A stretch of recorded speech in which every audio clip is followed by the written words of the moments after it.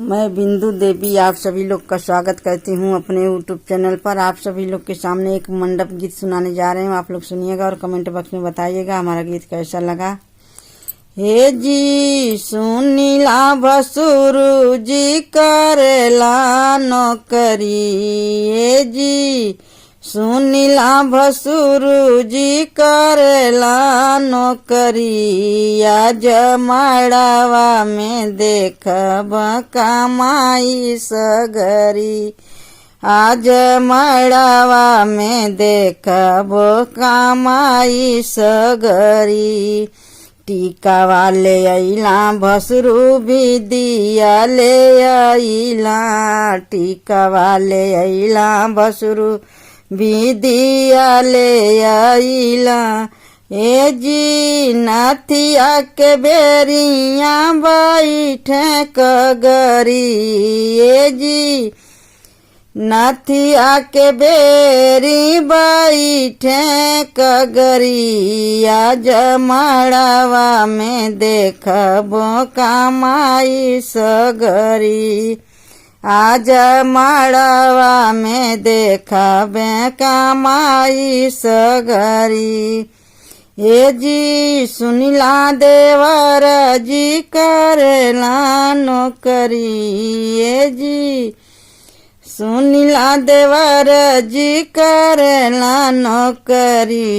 आज मड़वा में देखबो कमाई सगरी, आज मड़वा में देखबो कमाई सगरी। कंगना ले अइला देवरु झुमका ले अइले, कंगना ले अइला देवर झुमका ले अइले। ए जी हरवा के बेरिया बैठे कगरी, ए जी हरवा के बेरिया बैठले कगरी। आज मड़वा में देखब कमाई सगरी, आज मड़वा में देखब कमाई सगरी।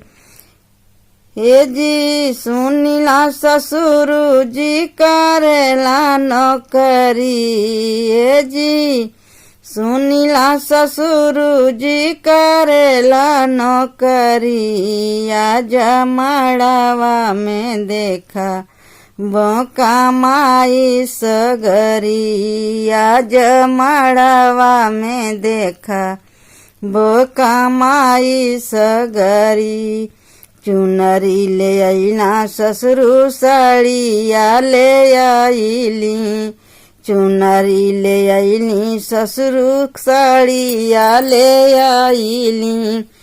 हे जी लहंगा के बेरिया बैठले कगरी, हे जी लहंगा के बेरिया बैठले कगरी। आज मड़वा में देखबो कमाई सगरी, आज मड़वा में देखबो कमाई सगरी, आज मड़वा में देखबो कमाई सगरी।